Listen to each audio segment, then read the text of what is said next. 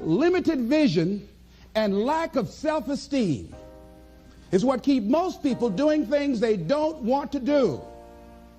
The same reason that people stay in relationships where they're abused or they're unhappy or it's unfulfilling, they can't see themselves beyond that relationship. They can't see themselves enjoying life without that person. They think that this is all that they can do. The same reason that people get stuck at a certain level in life, they can't see things being better for them. And they think that this is it and this is all they deserve. This is all they've ever seen. It's been passed on to them. And they think that this is it for them. Oh, no. Ladies and gentlemen, fear kills dreams. Fear kills hope. Fear put people in the hospital. Fear can age you. Fear, ladies and gentlemen, can hold you back from doing something that you know within yourself that you're capable of doing, but it will paralyze you. And it seemed like you're in a hypnotic spell. And I ask you a question, what is the benefit? What's the benefit of allowing fear to hold you back? What's the benefit of giving up on yourself, of not stepping out on life and taking life on? What is the benefit for you? What's the plus in that? It's one of the things I had to ask myself. So I didn't want to make any mistakes. I wanted everybody to like me. I wanted to be perfect the first time I did something. It's not going to happen. You're going to make some mistakes. You're going to hurt some folks' feelings. You're going to create some enemies whenever you decide that you want to begin to take life on. You've got to ask yourself, how long am I going to allow this to hold me back? I like what Zig Ziglar says. He said, fear is false evidence appearing real. That is an illusion that we create in our mind. It is a state of mind that can be changed. So let's look at how we can begin to take some steps to restructure that fear, to begin to expand our visions of ourselves, to begin to increase our self-esteem. Webster said that self-esteem means confidence and satisfaction in oneself. Look at your life right now. Whatever you've done up to this point in time, your life is working. Whatever you have produced, it came out of you as a result of the kind of person that you have become. It's a result of your choices. It's a result of your consciousness. Now you have to ask yourself, are you satisfied with what you have produced? Is this what you want? Would you like for things to be better than this? Do you believe that you deserve better than this? Or are you content? This is it. You don't have to do anything else. That you'll already resign yourself in life and say, well, I'm happy. I'm not starving like the people in Calcutta. Are you allowing yourself to get off the hook like that? Or do you believe somewhere in the back of your mind or in your heart that there's some other great work for you to do? There's something else that life has for you. And that's why you're here. How do we handle this fear factor? How do we increase our self-esteem? You have to begin to fortify yourself. How do we do that? I believe that you have to begin to consciously monitor your inner conversation and start talking to yourself. Start building yourself up. Sometimes the only good things you will hear about you are the things that you say to you. So I'm saying learn to be your own booster. Start building yourself up. Start encouraging yourself. Start saying, I can do this. I can make this happen. When I started thinking about becoming a speaker, I said, yes, I can do this. I can make this happen. When I start trying to convince myself I can be a businessman after flopping and failing and losing thousands of dollars and feeling stupid and dumb and having people take advantage of me because of what I didn't know, I had to talk to myself because people were saying to me that I was dumb. And somewhere in the back of my mind, I was saying, you're right, look at what I've done. I had to say, no, Les. Hey, come on, man, get yourself together. You can handle this. You just haven't figured it out yet. It's all right. This is your training period. This is the tuition you have to pay for what you don't know. You can do this. Other people have done it. It doesn't take an Einstein. Get you some people that can teach you some stuff that you don't know. Get you some people that have done it successfully and learn from them. Take some seminars, workshops, read some books on how to manage a business. Change the way you see yourself and begin to tend to the personal details. Understand that nobody's going to take care of your business better than you.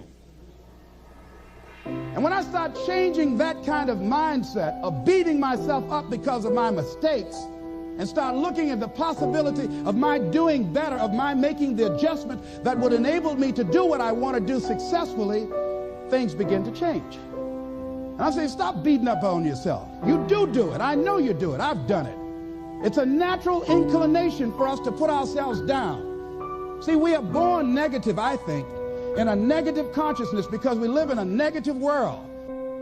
So I'm saying that we have to work through the challenges of life in learning how to begin to work to fortify ourselves. Repeat after me, please. I can live my dream. Start filtering the stuff you allow to come in your mind. You know that song you used to have? Said, don't let nobody bring you no bad news. See, if you don't program your mind will be programmed because human beings are goal-oriented. That's why we die of broken hearts early. That's why we're running through life to early graves. We're going through life, ladies and gentlemen, and I think that Henry David Thoreau said that most men live in quiet desperation. Most of us go through life running scared. All our lives, many of us go through life running from things that ain't got no teeth to do us any harm. We created this in our minds, false evidence appearing real. We made it real in our minds. That's why Churchill said there's nothing to fear but fear itself. That's the destructive monster. So turn off things that can contribute to your fear. Turn a deaf ear to people that all they can do is talk about how negative things are because they have bought into the consciousness of the world. Start attending workshops, seminars, listening to tapes on a daily basis to begin to recondition your mind, to retrain your thinking. Faith comes by what? Hearing and hearing and hearing. Listen to things that can empower you, that can enable you to create a new reality for yourself, in a new life for yourself. You might appear to be strange around most people. You know, most people think you're strange if you're happy today. People say, how you doing? I said, better than good. Whoa, what's wrong with him? Just go around smiling and watch people. Look at this. Is this a weird guy over here? Because most people don't smile. Watch them. Look at their faces in the morning. Here we go, another Monday morning. How you doing? Haven't had my coffee yet. Don't ask me. See, these people have not found their purpose in life. That's why they're grumpy. That's why they're miserable. That's why they're so negative. They're hurting and they want to hurt other people.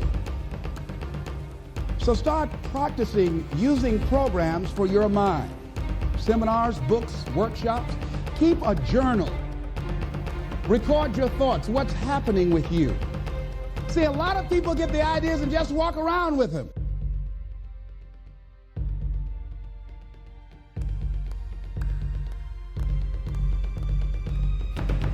And then, once you get that idea, take the leap.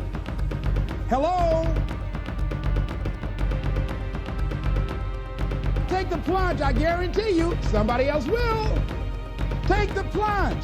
Go into action. And ladies and gentlemen, you will be surprised at how things will come together. You'll be surprised. Now, you're going to have some difficult challenges. I can tell you that now. Be aware of that. Things are not going to work out exactly right. For a time they will, sometimes. And that's when life is just playing a game with you. I want you to feel good and relax. And then after a while, say, okay, the honeymoon's over now. And then life will come over there and slap you side the head.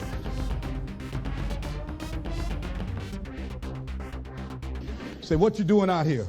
Well, this is my dream life. Is that right? Come over here a minute.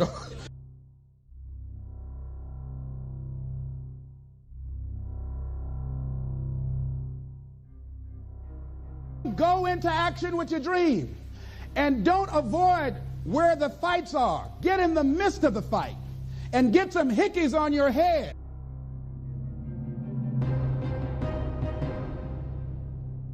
Get knocked down so you can learn how to fight, so you can hold your position. See, most people don't get out in the arena of life because they don't want to fight. Most people don't get out there because they don't want to get knocked down. They don't want to be dropped to their knees. But see, you're going to be dropped whether you're on the field or whether or not you're sitting on the sidelines.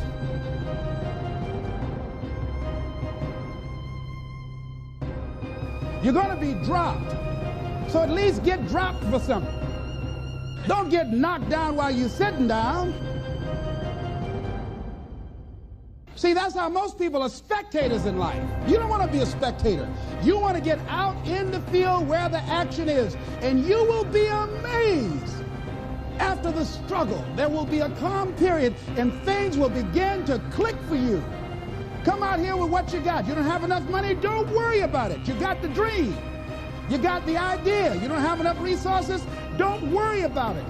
You need some help? Don't worry about it. You get out here in the arena, someone will look at you and become inspired and say, hey, can I help you?